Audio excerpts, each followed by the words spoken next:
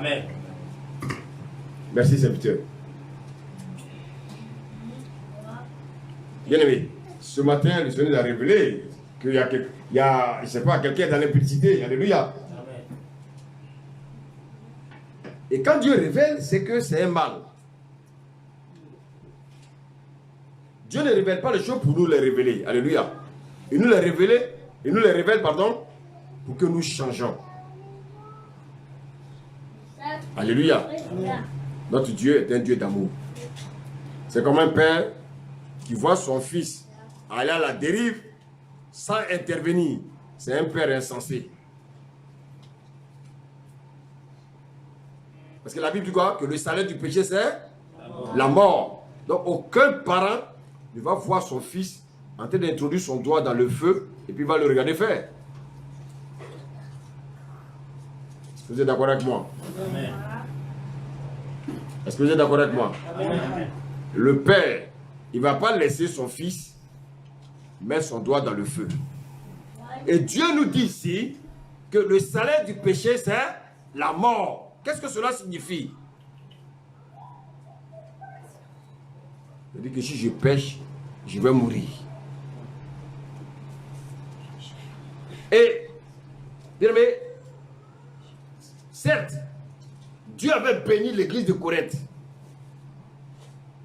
Il y avait les dons spirituels dans cette église. Mais, comme le dit le livre d'Apocalypse, quand on parlait, bien aimé, de l'église de Pergame, la Bible dit quoi? Que là où il y a les enfants de Dieu, il y a aussi le trône de Satan. Satan travaille. Et bien aimé, il y aura toujours des personnes qui vont aller contre cette parole de Dieu. On entend dire généralement qu'il y a parmi vous, ça veut dire quoi? Ça devenait récurrent. Ça devenait récurrent. Donc, vous voyez que quand Dieu dévoile certaines choses, ça veut dire que ça devient récurrent. Vous savez, je vous dis une chose. Si vous commettez une erreur, c'est pas sûr que Dieu parle. Parce qu'on peut commettre une erreur. La même erreur, tu la commets 2 fois, 3 fois. Ça veut dire que tu commences à prendre plaisir.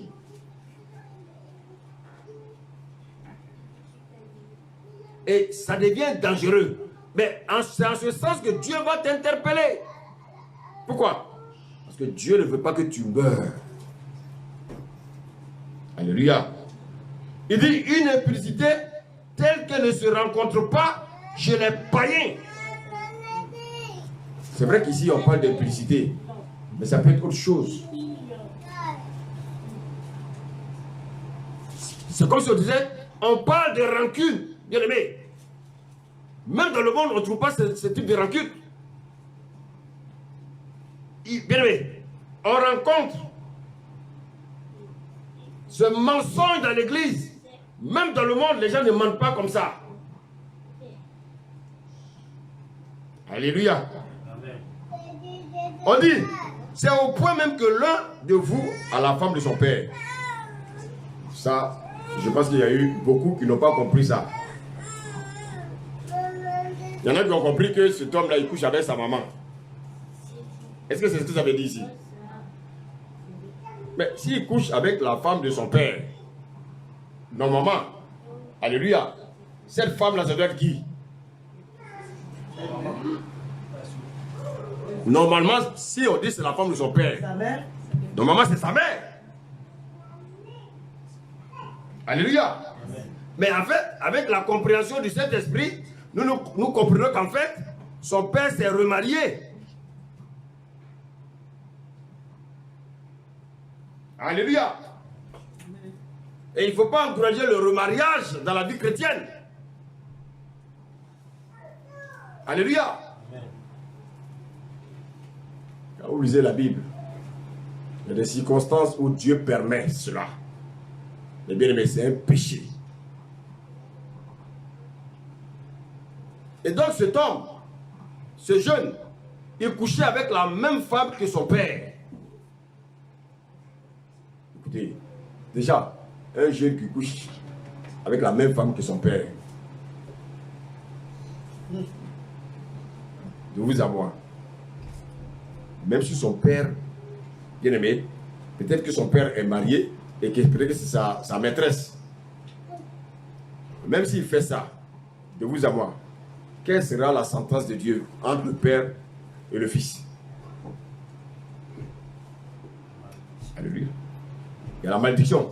Est-ce que Dieu ici a reproché au père? Dieu n'a pas fait de reproches spécifiquement au père. Il a fait des reproches à qui? Au fils.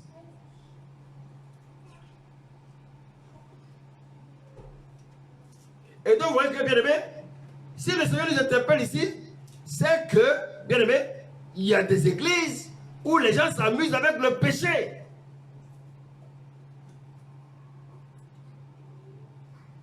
Comme Jésus disait, moi et le Père, nous sommes un. Le péché, toi, vous devenez un. Et c'est à ça que nous devons faire très très attention, chrétiens.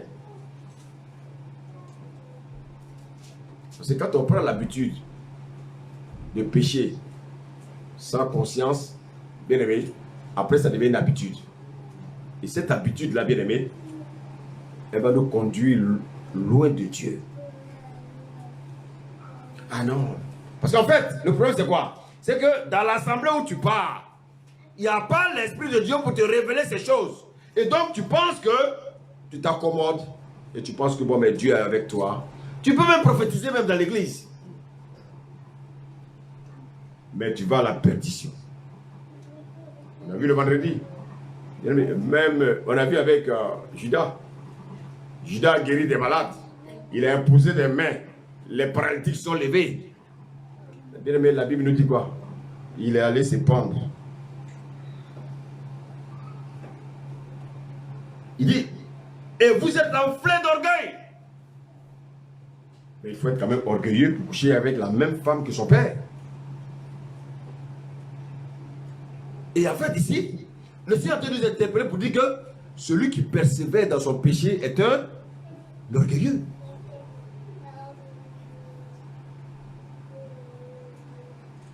Quelqu'un qui persévère, bien aimé, dans son mensonge, ça veut dire qu'il est orgueilleux parce que Dieu condamne l'orgueil.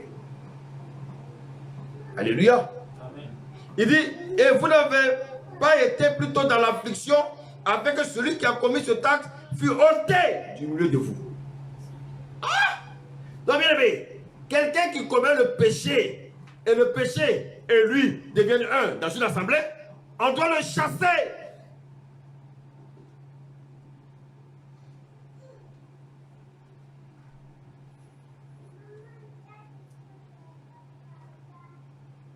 L'église n'appartient pas à un homme. L'église appartient à Dieu. Alléluia. On n'a pas le droit, même un pasteur qui soit, il n'a pas le droit de faire ce qu'il veut dans l'église. Alors je viens dans la présence de Dieu et puis je vis une vie de désordre. Le Seigneur dit ici, il dit, cet homme-là, il faut le ôter du milieu de l'église. Je vous pose la question. Pourquoi il demande de ôter cette personne?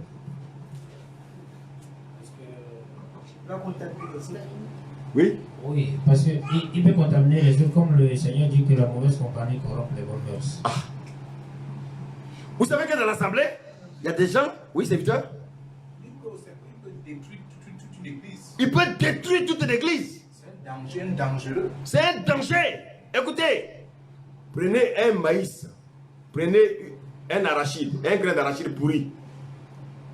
Alléluia. Amen. Mettez-le parmi des arachides qui sont bien. Bien. Revenez dans une semaine. Tout est gâté. Quand le Seigneur enseigne, et puis souvent il prend l'exemple, bien aimé, des agriculteurs. Il prend l'exemple des grains. Mais le Seigneur sait de quoi il parle. C'est un poison rapide. C'est un poison le péché.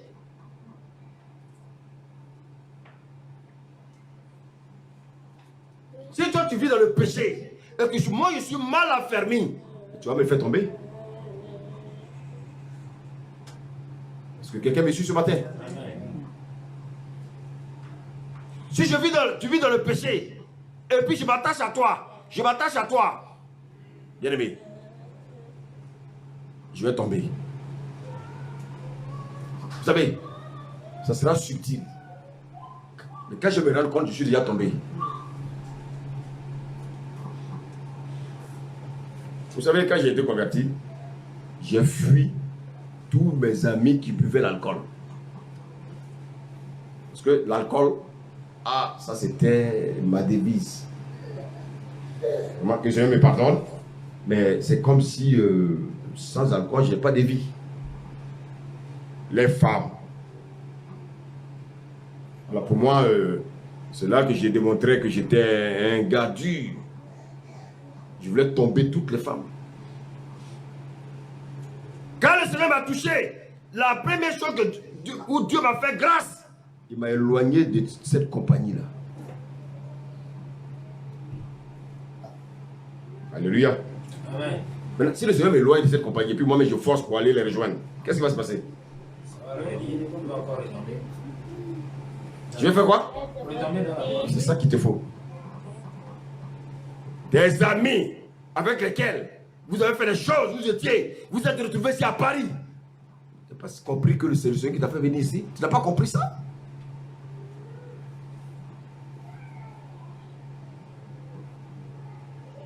Un matin, on va venir taper, quoi. Il y a les policiers qui t'attendent. On te met dans un avion, fia. Vous savez, il y a un monsieur qui est venu, il est venu de la Côte d'Ivoire. Quand il quittait la Côte d'Ivoire, le Seigneur a dit, c'est moi qui t'amène, mais c'est pour aller me servir. Il dit, tu sais, tout le monde dit oui.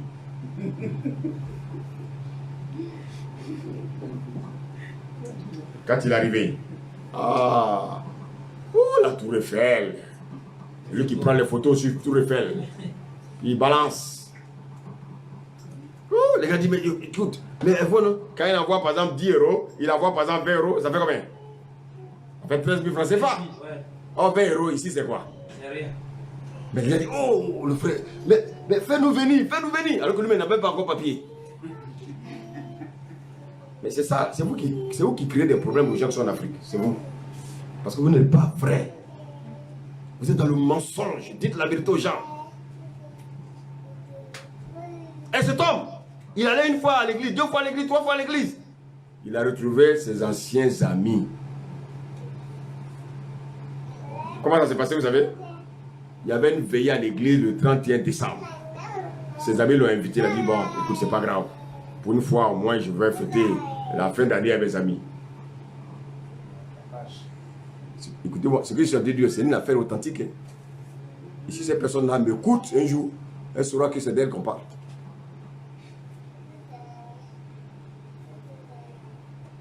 Donc, ils ont chauffé avec les amis. Et puis, très tôt le matin, vers les 6 heures, chacun a pris son train. Donc, ils étaient sur le quai.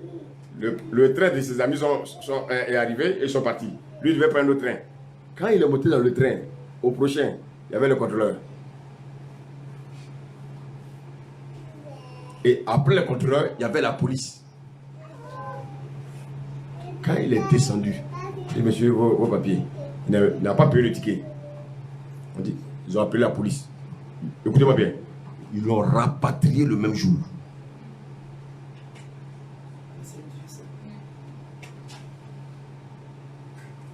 Le même jour, l'avion était appelé, il fallait une personne compléter. À cause de lui, Dieu a affrété un avion. À cause de sa désobéissance, Dieu a affrété un avion. Attends, si Dieu veut nous créer des problèmes, nous là, mais c'est à la minute. Qui sommes-nous? C'est lui qui dispose de choses. Ils l'ont ramené à Abidjan. C'est dans une église qu'on appelle la source. On va faire maintenant les retraites spirituelles.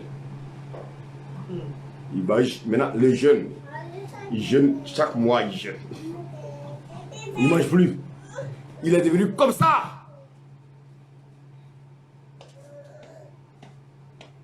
Et voilà que le Seigneur va amener un homme de Dieu prêcher dans l'église. Il prêche. Et puis il arrive. Faites attention aux hommes de Dieu. Quand on invite les hommes de Dieu là, disposez vos cœurs. Dites Amen. Il a toujours eu un message pour quelqu'un. Il prêche, puis il arrive sur le gars. Mais vous êtes un serviteur de Dieu. Qu'est-ce que vous foutez là? Votre place n'est pas ici. Et puis tombe à genoux. Et Dieu, le Seigneur me dit, qu'il te fait grâce. Tu vas retourner à Paris. Mais cette fois-là, si tu t'amuses, tu ne vas même plus revenir, c'est ta mort. Aujourd'hui, il est là. Il sert Dieu. Quand le Seigneur l'a ramené, il a tapé 5 ans. Celui qui balayait l'église. Oh Dieu! Vous êtes ici, vous venez à l'église à 10h30, 10h15. Parce que vous n'avez pas le temps, vous avez le temps d'aller boire. Parce que vous venez en retard. Comment? 5 ans au pays? C'est après les 5 ans. Dieu a fait grâce. Quand il est rentré au pays, il est rentré en France. Dieu avait tout disposé. Mais actuellement, il ne s'amuse pas avec Dieu. Quand il prêche, ce n'est pas de l'amusement. Bien aimé, est-ce que vous connaissez Dieu? Vous connaissez Dieu? Papier. Attends, on va te donner papier. Tu vas regarder dessus et tout est correct. Mais à cause de ta désobéissance, les policiers vont te prendre, ils vont voir une erreur sur ton papier. Ils vont dire, monsieur, ça c'est un papier volé.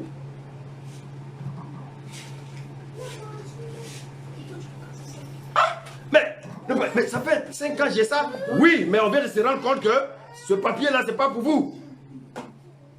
Pendant ce temps, qui a Dieu sur le cœur? Dieu. Dieu.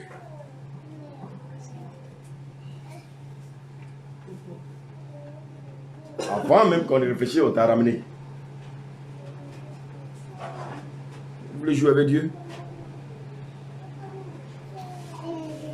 Écoutez, n'entendez pas cette parole-là. Le jour où vous allez entendre que le Seigneur a la main sur vous. Hein? Faites attention.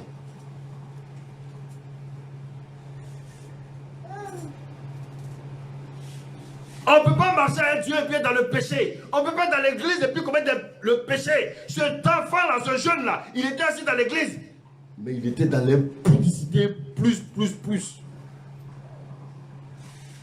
S'il couchait avec la femme de son père, c'est qu'il devait coucher avec d'autres filles de l'église. Ah oui. Ah oui. Le Seigneur dit, cet homme-là, il faut ôter du milieu de nous. On est trop sentimental. Alléluia. Est-ce que quelqu'un me suit là-haut? Amen. On est trop sentimental. Il faut sortir des sentiments. Il faut sortir des sentiments. Il faut être vrai avec Dieu. Il faut sortir du péché. Les gens sont assis dans les assemblées, ils vivent dans le péché. Ils ne sont pas perturbés. C'est-à-dire que c'est devenu, comment on appelle ça? Normal.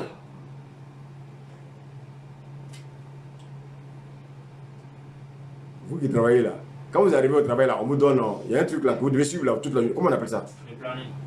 Vous avez un planning, c'est ça? Oui. Le planning de la journée. Il y a un autre nom? Oui. Oui, mais... J'ai pas entendu? Oui, mais dans le milieu du travail, il y a un thème. Fiche de poste. Fiche de poste. Donc le péché, toi, vous avez votre fiche de poste.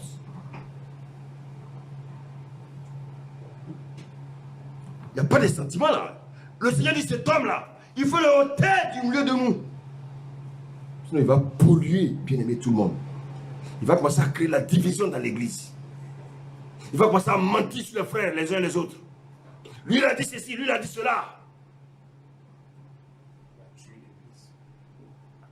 Alléluia. Amen. Amen. Amen. Il va voir Victor en train d'évangéliser. Écoutez-moi bien. Il va voir Victor en train d'évangéliser à Paris. Une jeune fille. Il va dire, ça va être comme sa femme, hein.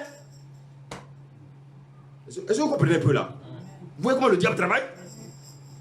Pourtant, il est marié. Il a en train d'évangéliser. Parce qu'il est dans un bus, il a vu Victor en train de poser une fille. Il dit, oh, ça, il faut faire attention.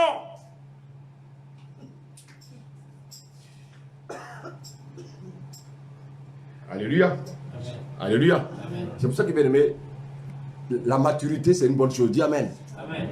Quand tu es mûr, ta femme est mûre. Ta femme sait que moi, mon mari, il est allé pour elle. Elle a la paix.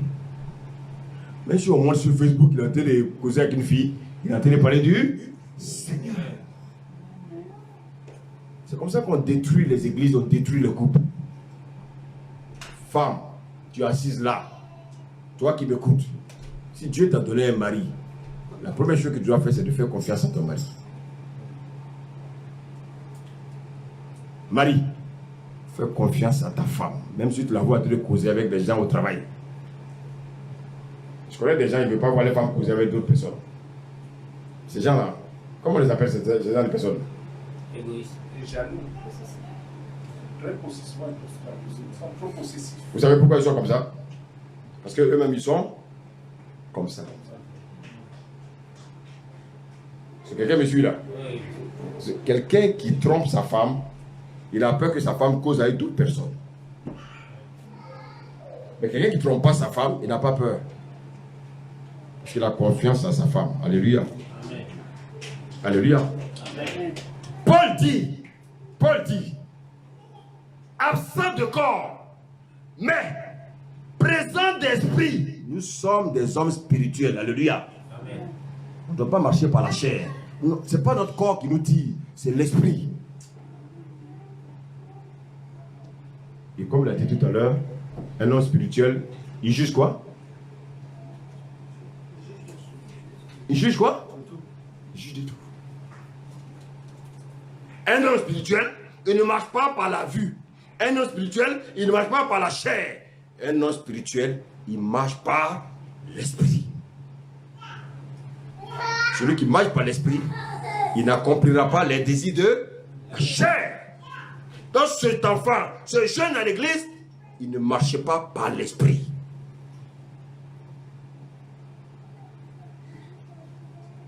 Alléluia. Amen. Alléluia. Amen. Paul dit, absent de corps, mais présent d'esprit, j'ai déjà jugé. Comment tu comprends ça, serviteur? Il dit qu'il est absent de corps, mais présent d'esprit. Il a déjà jugé ce jeune. Donc, oui, Ils sont en communion déjà avec lui. ils sont en communion. C'est ses enfants spirituels, c'est lui qui a engendré ses enfants spirituellement. Donc il est le père de l'assemblée. Merci. Et ils font partie de la même église. Même Amen. Il est le père spirituel de cette assemblée. Même s'il y en a qui n'aiment pas entendre ce terme-là, ça c'est leur problème. On ne peut pas enlever. Il y a des pères spirituels. Paul dit, ce sont les enfants que j'ai engendrés. Alléluia. En Christ. Oui. Étant un père spirituel, il vit, il est peut-être à Éphèse, mais son esprit est à Corinthe. Parce qu'il prie pour cette œuvre. Il prie pour les gens de Corinthe. Donc son esprit est vif. Son esprit est présent. Parce que souvent Dieu nous révèle les choses qui se passent dans les maisons. Pourtant tu n'es pas là-bas. Frère, c'est pour ça que je veux que vous soyez des hommes spirituels. Laissez la chair. Soyez spirituels. Soyez en communion avec Dieu. Les gens vont dire, oui, mais comment il lui fait? Mais il a un esprit. Ils vont dire, oui, peut-être c'est un sorcier. Oui, frère. Moi, ce que je ne comprends pas, c'est que les gens vont chez les marabouts. Les marabouts leur révèlent des choses. À plus forte raison, Dieu ne peut pas te révéler des choses au travers de son serviteur.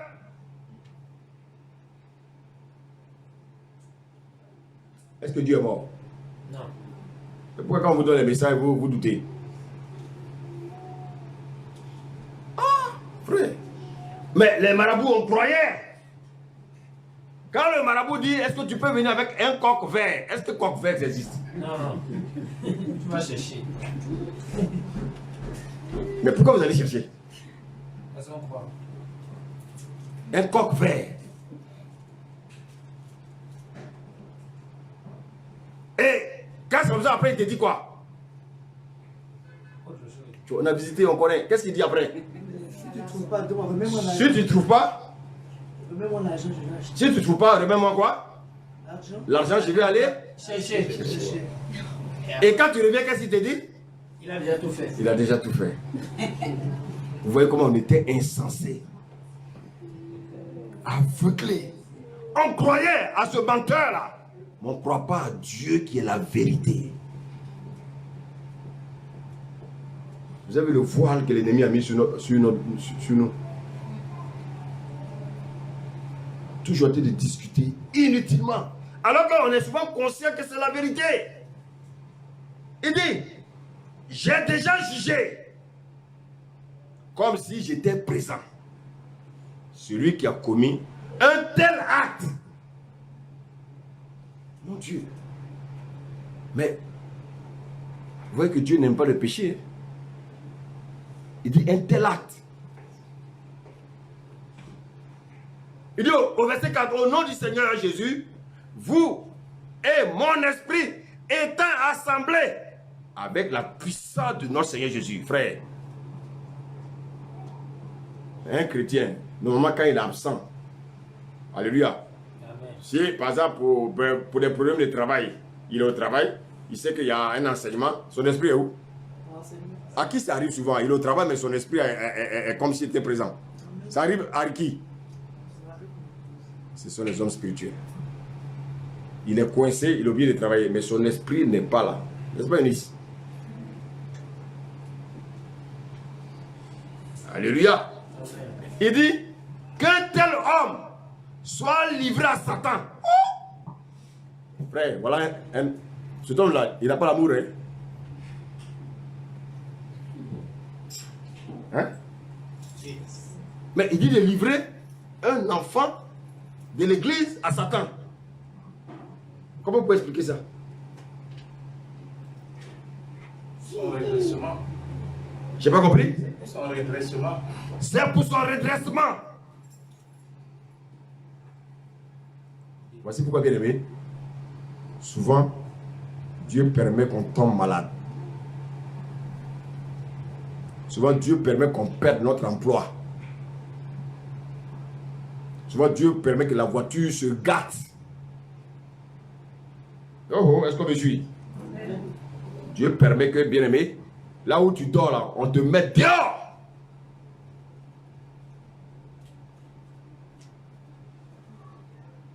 Tu auras le temps de le chercher.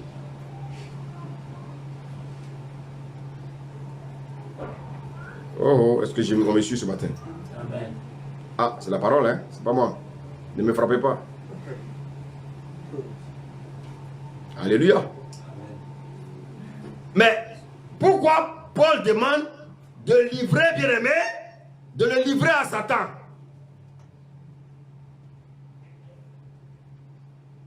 C'est dans le passage. Il dit quoi? C'est pourquoi? La destruction de la chair. Donc la chair doit... La chair doit mourir. Mais si ta chair ne meurt pas, ta chair va contrôler ta vie. Elle va te conduire en enfer. Dieu ne veut pas que tu ailles en enfer. Tu es assis dans l'église et puis tu vas te retrouver en enfer. Bien aimé, c'est pas sérieux. Tu es assis dans l'église et tu vas te retrouver en enfer.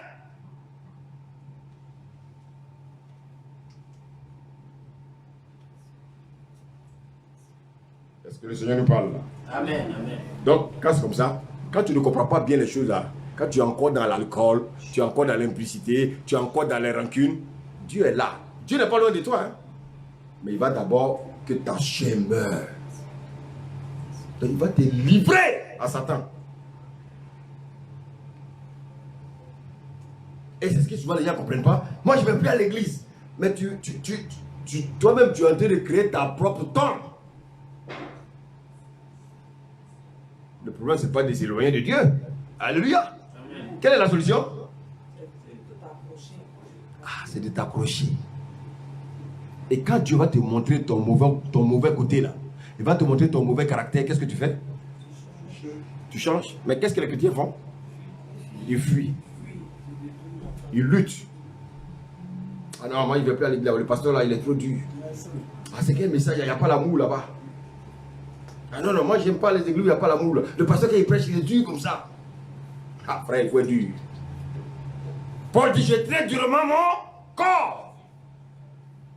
Frère, le pasteur, il est comme vous, il n'est pas dur. Alléluia. C'est parce que la parole, c'est la vérité. Or, ce qui est vérité, ne fait pas du bien à la chair. Amen.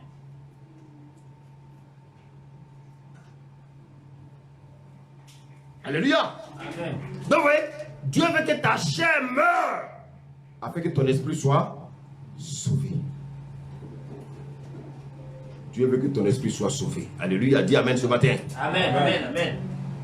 Il dit, c'est bien à tort que vous vous voyez, vous glorifiez. Ne savez-vous pas qu'un peu de levain fait lever quoi? La pâte. Qu'est-ce que ça veut dire?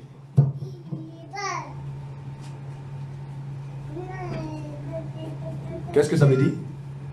C'est quoi le levain? Les femmes là, c'est quoi le levain? C'est un produit chimique pour faire lever la pâte. Donner du volume à la pâte. Donc vous trichez, hein? Oui, mais un peu. Donc vous trichez pour nous faire les pâtes. Pour augmenter la quantité. Donc la Bible nous dit que la Bible nous parle ici, bien aimé, d'un peu de levain. Un grain d'arachide pourri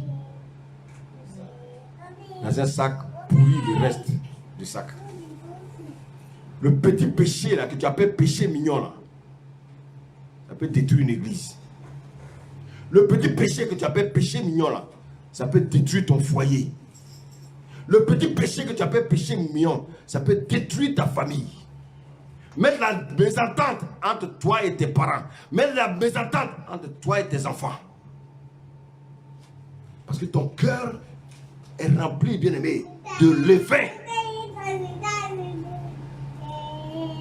Un peu de péché, bien aimé, ça peut polluer toutes tes impasses. Alléluia. Amen. Alléluia. Pourquoi, en général, on ne met pas les toilettes à côté de la cuisine? Ça peut pourrir L'odeur est. Ah, pour l'odeur. Quelque chose que tu as fait dans le secret, tu as tiré. Ah, ça peut trahir. Et tu dis qu'il y a odeur. Le côté hygiénique. Un peu de levain. Pour la salle.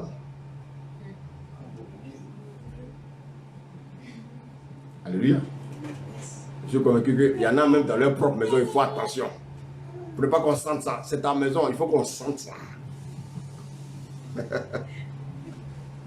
Alléluia. Amen. C'est comme un bébé. C'est comme un bébé. Il fait caca dans sa couche. Je pense qu'on ne sent pas. Mais Quand le bébé fait caca dans sa couche là, il pense qu'on ne sent pas. Lui, il est à l'aise. Donc, quand quelqu'un vit dans le péché là, il est à l'aise dans son péché. Mais il ne sait pas que tout le monde est au courant.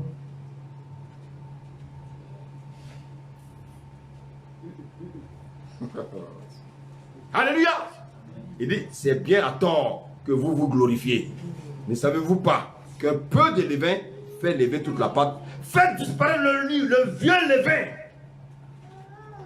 Ah, afin que vous soyez une pâte nouvelle.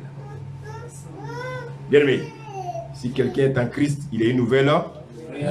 Les choses anciennes sont passées. Bien aimé, puisque vous êtes sans levain, car Christ, votre Pâque, a été immolé. Regardez ce que Paul nous dit. Il dit, je vous ai écrit dans ma lettre de ne pas avoir de relation avec les impudiques. De ne pas avoir des relations avec les alcooliques. Oh. De ne pas avoir des relations avec les rancuniers. De ne pas avoir des relations avec les menteurs.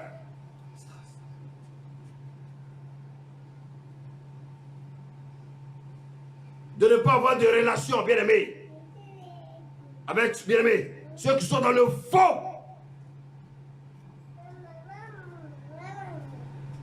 Si tu marches avec quelqu'un qui trompe sa femme, demain tu vas faire quoi? Tromper. Ça semble sur les arbres. Si je marche avec un sorcier, demain je vais devenir quoi? Sorcier. Dis-moi avec qui tu marches, je te dirai qui tu es. Le monde, ça c'est le monde. Dis-moi avec qui tu marches, je te dirai avec qui tu es. Et qu'est-ce que dit la Bible par rapport à ça? Mauvaise compagnie. Compagnie corrompt les bonnes mœurs. Les mauvaises compagnies corrompent les bonnes mœurs.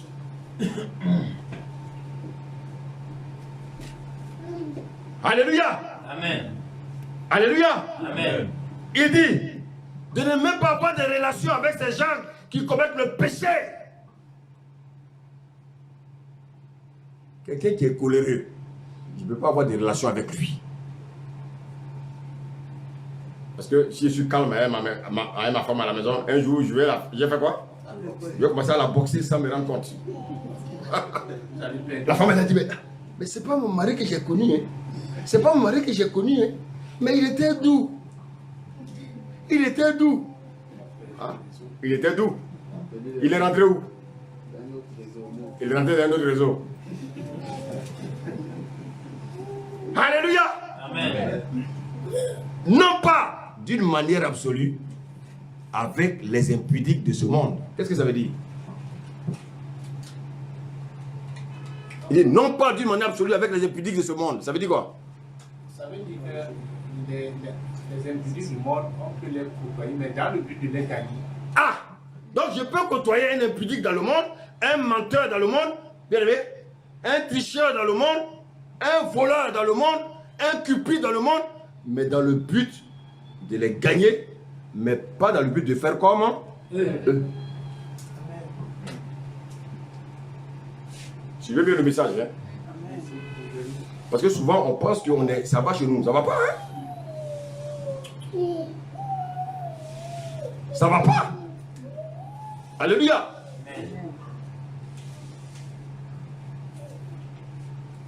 Ou avec les cupides, les ravisseurs, ou avec les idolâtres. Autrement, il vous faudrait sortir du monde.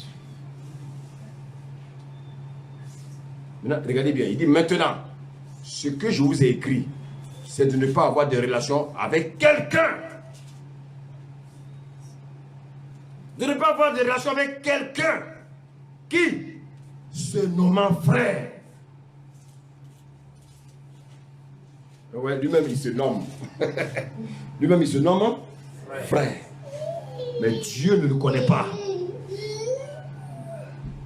Quelqu'un se nomme frère, bien aimé, qui se nomme frère est impudique, cupide, idolâtre. C'est quoi l'idolâtrie? Qu'est-ce que c'est que l'idolâtrie? C'est d'aimer autre chose plus que Dieu. Ah, qu'est-ce que tu aimes plus que Dieu? Dis la vérité. Ah oui, je pense pas. Je sais que Dieu a la première place dans ma vie. Gloire à Dieu. Amen. Gloire à Dieu. Amen. Alléluia. Amen. Si c'est vrai, les anges acclament là-bas. Amen. Amen. Ah, nous, on ne voit pas, mais si c'est faux aussi, qu'est-ce qu'ils font? Oh. Mais je suis convaincu qu'ils sont en train d'acclamer. On acclame le Seigneur. Alléluia.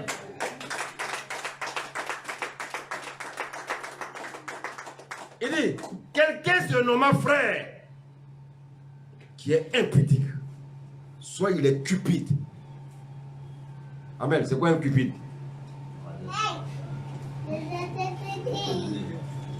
Il n'aime pas donner. Ok.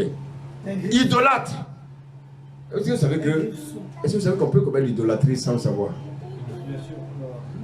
C'est très subtil. Ah, mon enfant. Ah, mon enfant.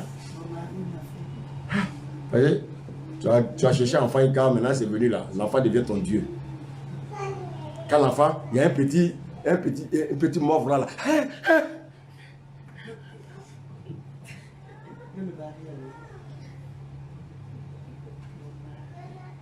Vous voyez combien de fois souvent on est insensé? On dit l'enseignement commence à 21h. Ah, bébé, il faut que mon enfant mange. C'est à 21h là, on va faire le biberon du bébé. Et puis on se connecte. 21h15. Et puis on est content. Et toi, tu dis que tu n'es pas idolâtre? Je vous dis que ce sont des choses qui sont subtiles.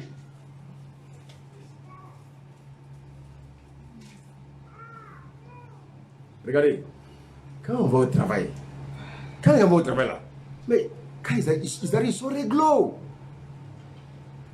Ils vont dans les vestiaires, ils ont une heure où ils arrivent dans le vestiaire. J'ai dit, si tu veux assassiner quelqu'un, il ne faut pas le chercher chez lui à la maison, il faut l'attendre au travail, tu vas la voir. Alléluia. Parce qu'à la maison, ce n'est pas celui qui rentre à l'heure que tu veux, mais au travail, il sera à l'heure.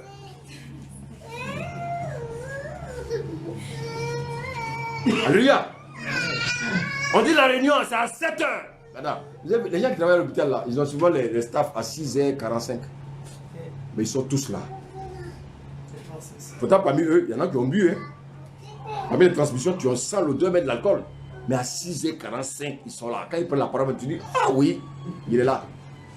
Mais il s'est levé tôt. Mais si c'est pour venir à l'église, il va dire, oh, je suis fatigué, Dieu comprend. Ah. Seigneur, merci. En tout cas, je sais que tu m'aimes. Alléluia. Amen. Ah, non, je dis, je suis malade, je ne peux pas aller à l'église aujourd'hui. Mais pourtant, le lendemain à 6h, tu vas prendre le chemin de l'église, du travail. Vous avez combien de fois que vous êtes insensé par moment? Alléluia. Amen. Il dit, outrageux ou ivrogne ou ravisseur, de ne même pas manger. Écoutez, aider les gens du monde là. Je ne dois pas me défaire d'eux. Alléluia. Amen. Mais si quelqu'un est dans l'église, et puis c'est dit qu'il est un frère, et puis il est un ravisseur, il est un alcoolique, un menteur, un impudique, un voleur, un tricheur, un rancunier, le Seigneur me dit de ne même pas manger avec lui. Je ne sais pas si c'est écrit dans ta Bible, mais moi c'est ce que j'ai dit. C'est dur, mais c'est Dieu qui parle. Alors, vous voyez, si je vais rencontrer quelqu'un aujourd'hui impudique, je lui dis, ah, moi je ne veux pas que tu viennes chez moi. On va dire quoi?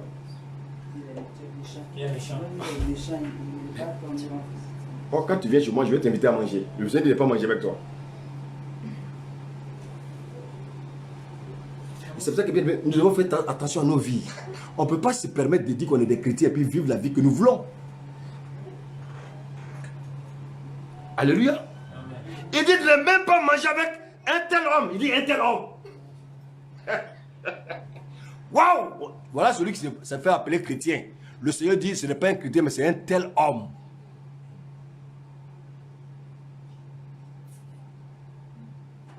Ah, ça c'est ma meilleure amie. C'est ma meilleure amie.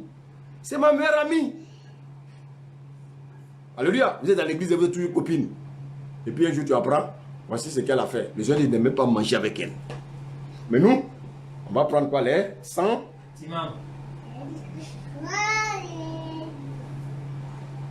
Ce que je viens de dire là, écoutez-moi bien. Hein. Je n'ai pas dit le frère qui a commis une erreur.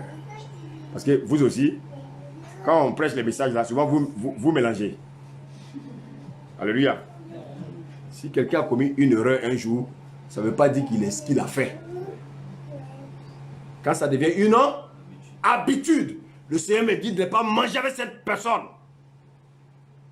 Quelqu'un qui par erreur a bu l'alcool avec ses amis, est-ce qu'automatiquement je ne dois pas être avec lui? C'est pas ce que le Seigneur dit. Quand ça va devenir une habitude, le Seigneur dit de ne pas manger avec lui. Parce qu'à force de manger avec lui, il va me envoyer quoi? Il va faire quoi? Il va me faire boire. Il dit, qu'ai-je en effet à juger ceux du dehors? Ce n'est pas à moi de juger ceux qui sont dehors. Est-ce que quelqu'un me suit? Attends, moi je ne peux pas aller juger les gens qui boivent dans la rue. Ce n'est pas possible, ce n'est pas mon rôle. Mon rôle c'est de les gagner. Alléluia. Je ne dois pas aller les condamner, ce n'est pas à moi de les condamner. Mais par contre, un frère qui est dans l'église, qui est en train de boire, qui est dans le mensonge, qui est dans la tricherie, qui trompe sa femme, je dois faire quoi? Je dois faire quoi? C'est là que les chrétiens disent, ah, Dieu dit de ne pas juger, Dieu dit de ne pas juger. Et puis ils font des bêtises. Alléluia. Amen. Quand on est dans une église, c'est dans quel groupe il y a beaucoup de pudiques? Vous qui avez l'habitude, c'est dans quel groupe il y a beaucoup d'impudiques dans l'église? Le groupe musical en général. La jeunesse. Ah, la chorale, les groupes musicaux. Oui, il y a au moins 10 personnes qui disent groupe musical. Mais on est tous passés par des assemblées. Ce sont des faux frères. C'est des gens là, il ne faut même pas manger avec eux. Il est dans le groupe musical, mais sa copine avec lui, il était chanté Alléluia.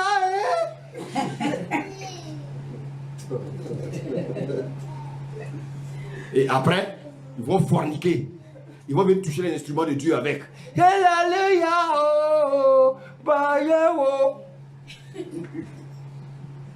je vous pose la question. Quand le pasteur prochain, quelle est l'onction qu'il va dégager? Rien. Ah, frère, l'œuvre de Dieu, ce n'est pas un jeu. Hein. C'est pour ça que nous avons tous besoin, bien aimés, de nous juger. Jugeons-nous. Dites Amen. Amen. Dis à ton frère, juge-moi. Dis-lui. Juge-moi. Juge-moi. Juge-moi. Si c'est ton frère, il peut te juger. Paul dit, j'ai déjà jugé.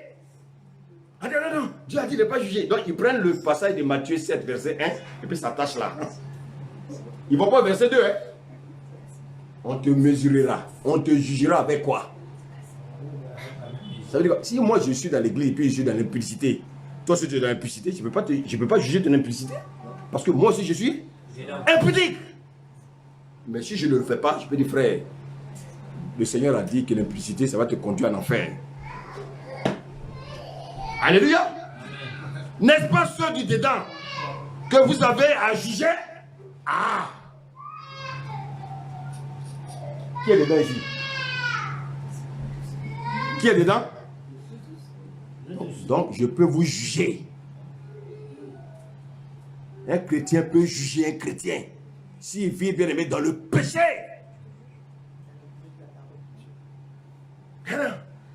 Le frère, il aime juger. Pourtant, Dieu a dit de ne pas juger. Ça, c'est les gens qui sont dans le péché là qui parlent de ça.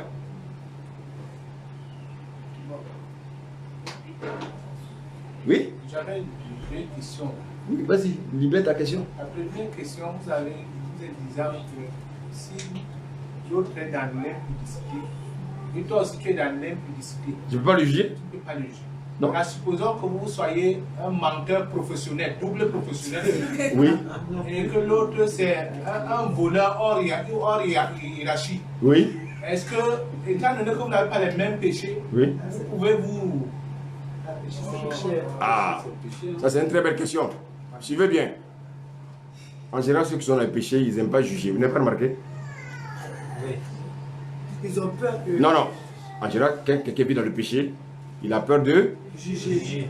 Parce qu'il sait que Jésus a dit quoi? Si parmi vous, celui qui n'a jamais péché. Tu as vu, il n'a pas dit... Tu as vu, Jésus est très intelligent. Il n'a pas dit celui qui n'a jamais commis l'adultère. Parce que s'il avait dit, si quelqu'un parmi nous n'avait pas commis l'adultère, il y a des gens dans l'assemblée qui n'avaient jamais commis. Qu'est-ce qu'ils allaient faire? Jésus est très intelligent.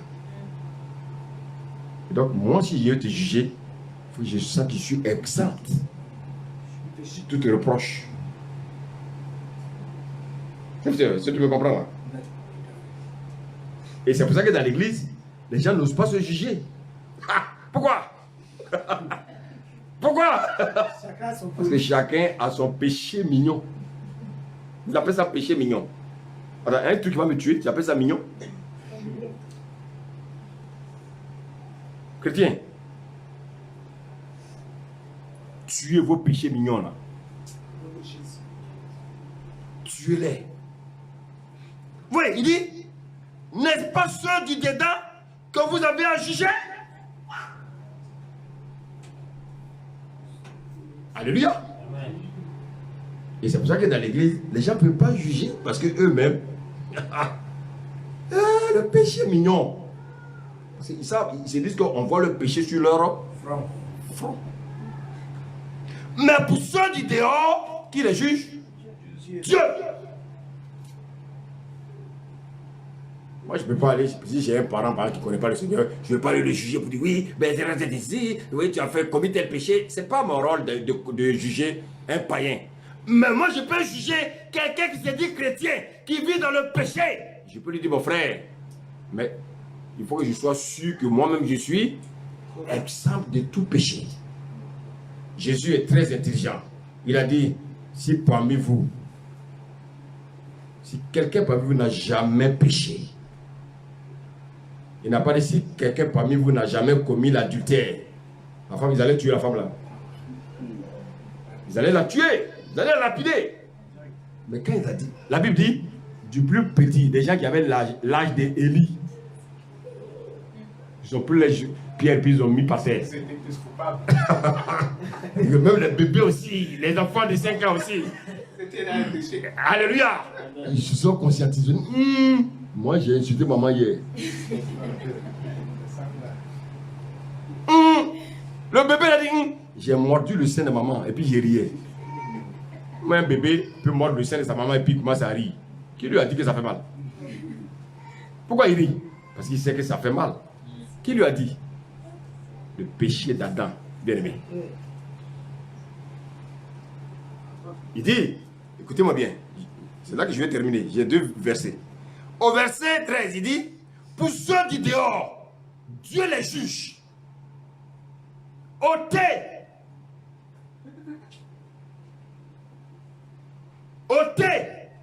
le méchant du milieu de vous. Oh. Est-ce que c'est l'église, ça appartient à quelqu'un? Non. Donc un frère qui est dans le péché, on dit frère, vraiment on t'interpelle tous les jours, mais apparemment, il y a un problème.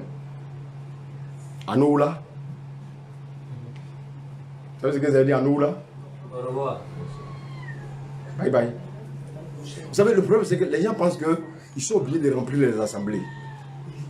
Et c'est ça qui tue l'église. Les gens pensent qu'il faut vraiment avoir une assemblée de 1000 personnes, 5000 personnes. Non.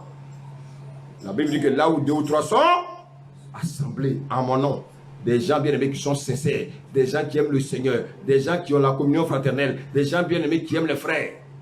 C'est de ça qu'il s'agit. Pas avoir 1000, écoutez, 1000 personnes, et puis il y a un seul qui est un vrai frère. Je voulais terminer avec Éphésiens 5.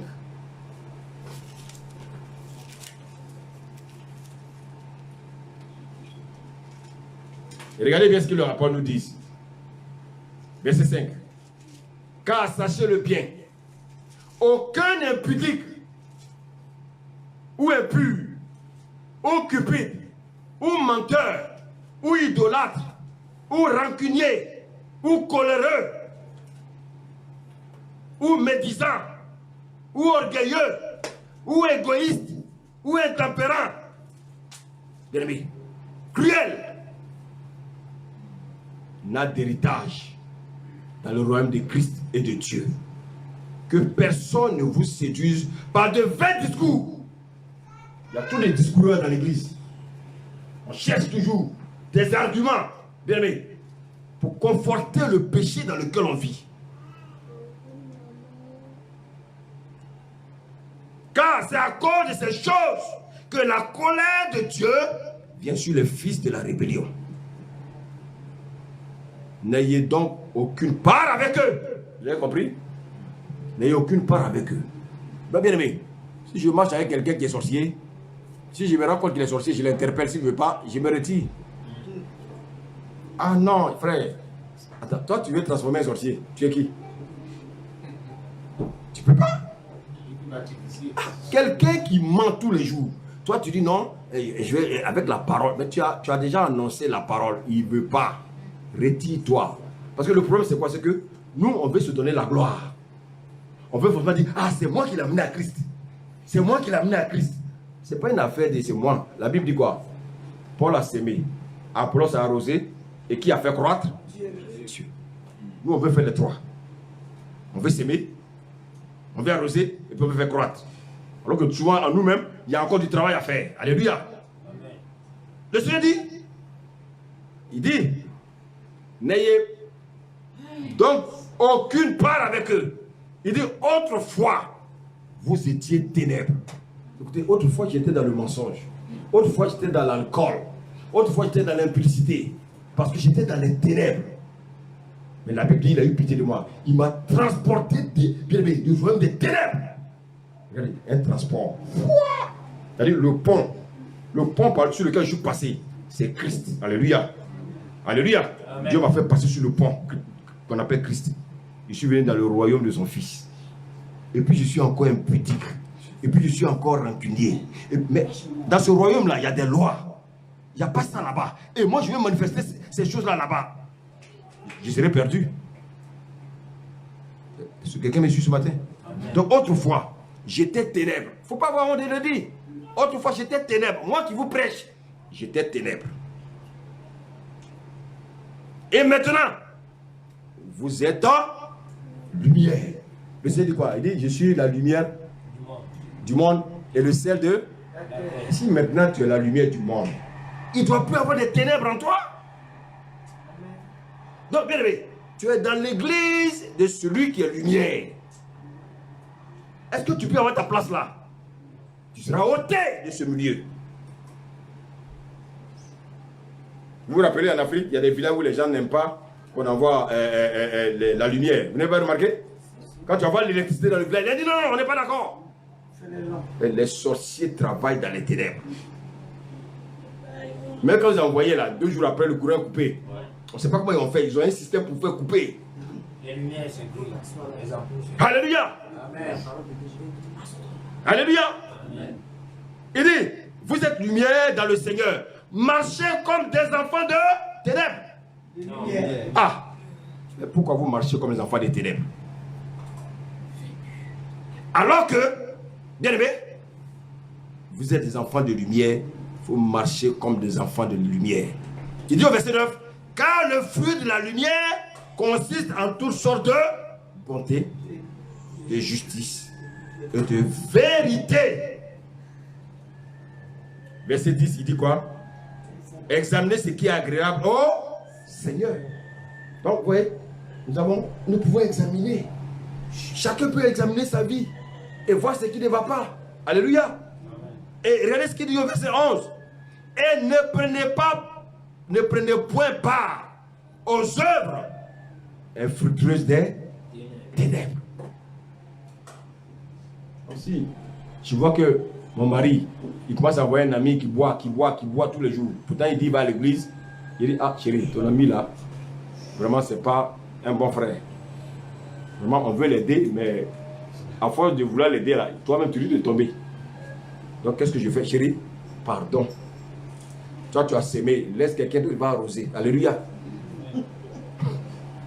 Peut-être que c'est même pas toi d'arroser, mais tu veux forcément arroser. Ça va retomber sur toi.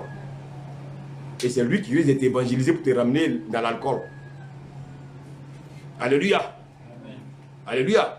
Amen. Ne prenez point part aux œuvres infructueuses des ténèbres, mais plutôt faites quoi? Caressez-les. Condamnez-les. Condamnez-les. Tu vas dire oui, mais ils aiment trop dénoncer. Ils aiment dénoncer. Ah, le Seigneur dit de faire quoi? Exposer les œuvres de l'ennemi. Il faut exposer les œuvres de l'ennemi. Pourquoi? Car il est honteux de dire ce qu'ils font en secret. Mais tout ce qui est condamné est manifesté par la lumière, car tout ce qui est manifesté est lumière. Et il dit, c'est pour cela qu'il dit, réveille-toi, toi qui dors, relève-toi d'entre les morts et Christ t'éclairera.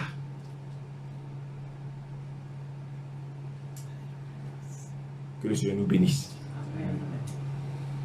Le Seigneur dit que tu es la lumière de ce monde. Apporte la lumière partout où tu pars. Mais ne fais pas de sorte que les ténèbres t'attirent à eux pour que tu deviennes ténèbres.